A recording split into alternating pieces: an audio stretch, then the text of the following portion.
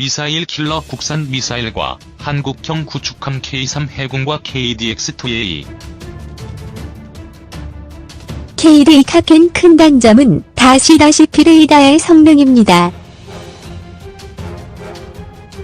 레이더의 성능으로 인해 동시 교전 능력이 아주 떨어져서 엄청 낮은 평가를 받았습니다.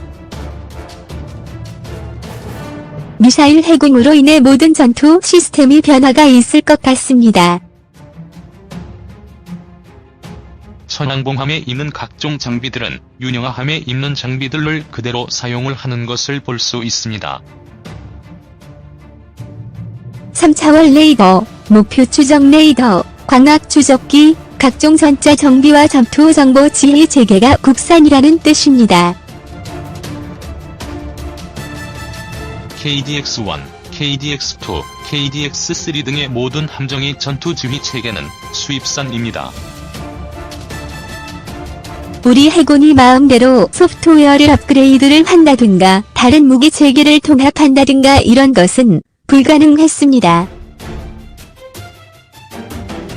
FFX-1 인천함에 실질적으로 국산 전투 무장 지휘 체계가 적용이 되어서 우리가 원하는 방향으로 함에 장비나 소프트웨어를 추가하거나 변경할 수 있다는 것입니다. 이것은 우리 해군이 기술적, 하드웨어, 소프트웨어로 한 단계 성장했다고 볼 수 있습니다. 자함을 방어나 공격을 하기 위해서 한국형 K3을 장착합니다. 이것은 동시에 교전 능력이 있다는 것이고 이론적으로 해군이 16기가 장착되어 있다면 16기의 대공 표적과 동시에 교전이 가능하다는 것을 뜻합니다. 파이어 앤 포켓 방식의 중간 유도를 더한 것입니다. 싱가포르의 포미더블급과 같은 대공전 수행 능력이 있다고 볼 수 있습니다.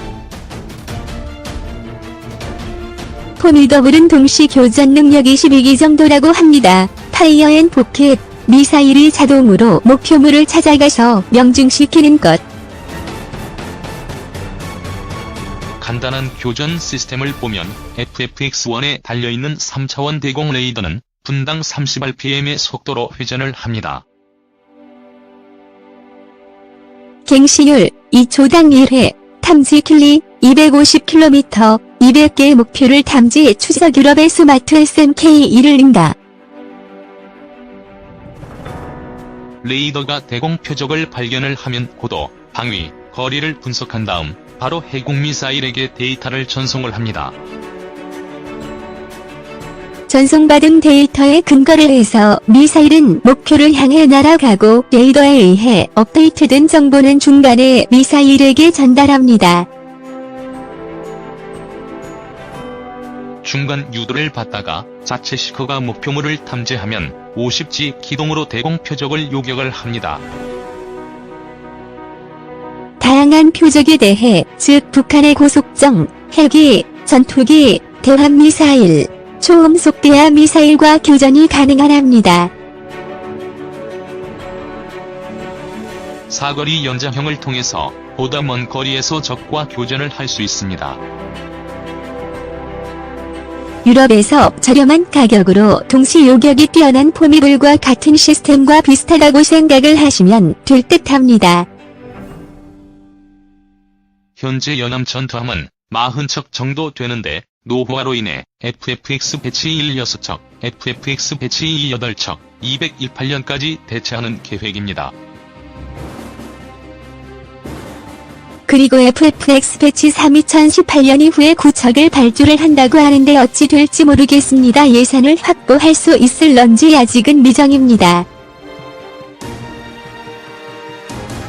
연안 전투함 23에서 24척 광개토급 3척, 총 27척 정도가 3면의 바다를 지키게 됩니다.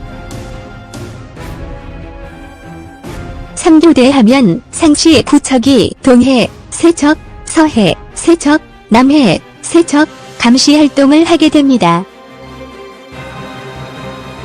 KDX-3 배치 2, 3척 추가 건조는 현 어떠한 상태로 진행되는지 현재 나와 있는 정보가 거의 없습니다.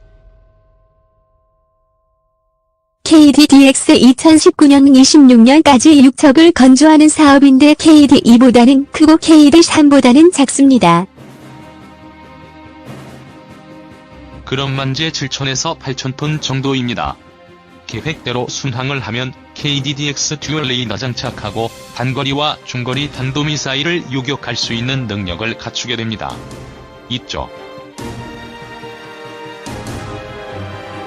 이 사업이 완성되면 이지스 3척, KDX2 6척, KDX3 배치 2 3척, 스파이 1대-V, KDDX 6척 총 18척을 건조 목표로 하고 있습니다.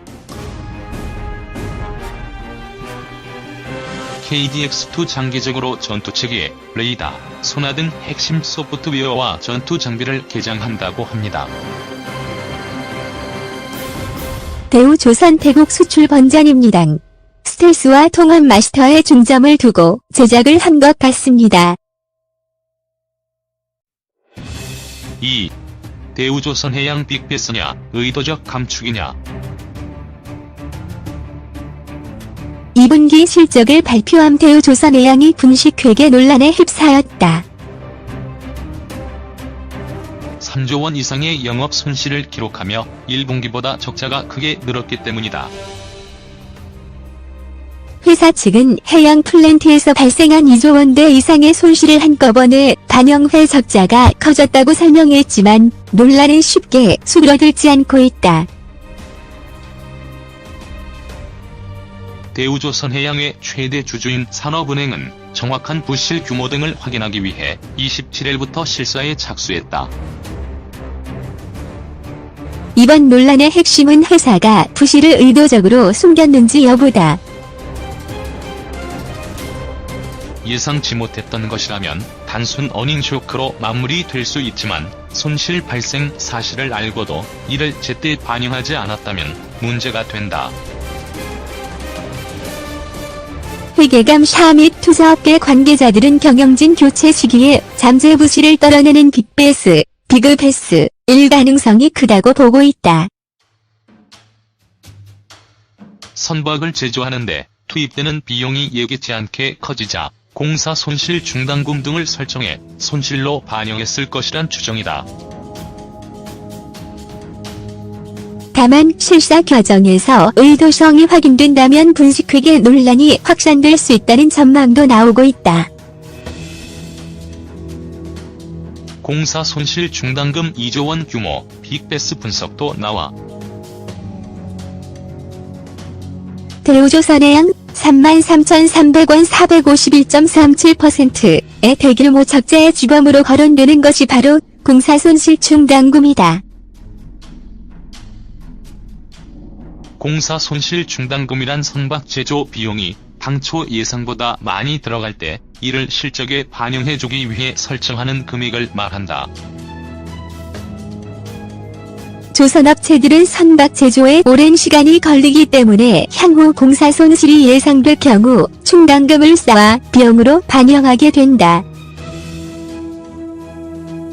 선박 건조 기간이 3년이라면 선박 수주 금액과 선박 제조 비용을 3년 나누어 매출과 비용으로 잡는데 예정 원가가 선박 수주 금액을 초과할 경우 공사 손실 중단금을 설정하게 되는 것이다. 문제는 총 예정 원가를 예측하는 것이 쉽지 않다는 점이다. 선박 건조 기간이 3년, 수주 금액이 1조 원, 총 예정 원가가 4천억 원이라면 6천억 원을 3년에 나누어 수익으로 인식하게 된다. 그런데 설계 변경 등 다양한 이유로 예정 원가가 갑자기 불어나게 될 경우 손실이 발생할 수 있다. 지난해 현대중공업 13만 4,500원이 501.89%, 삼성중공업 7,680원 263.50% 등 다른 조선업체들도 대규모 공사 손실 충당금을 쌓아 어닝쇼크를 기록했었다. 회계감사 및 투자업계 관계자들이 대우조선해양의 2분기 적자를 빅베스로 보는 이유가 여기에 있다. 송혜정 원가가 불어날 것으로 보이자 CEO 교체 시기에 잠재부실을 떨어내는 것으로 해석할 수 있다는 것이다. 대우조선해양이 발표에 따르면 2분기 손실이 3조 318억 원인데 노르웨이 및 호주 공사 관련 공사 손실 충당금으로 2조 원가량을 반영했을 것이란 관측이 나오고 있다.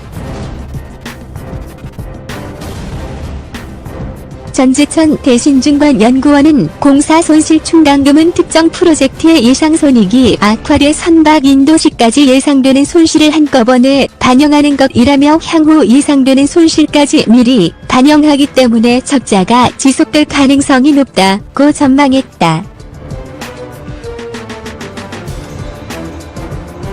그는 공사 손실 충당금을 설정한 프로젝트의 매출이 전체 매출에서 차지하는 비중이 중요하다고 덧붙였다.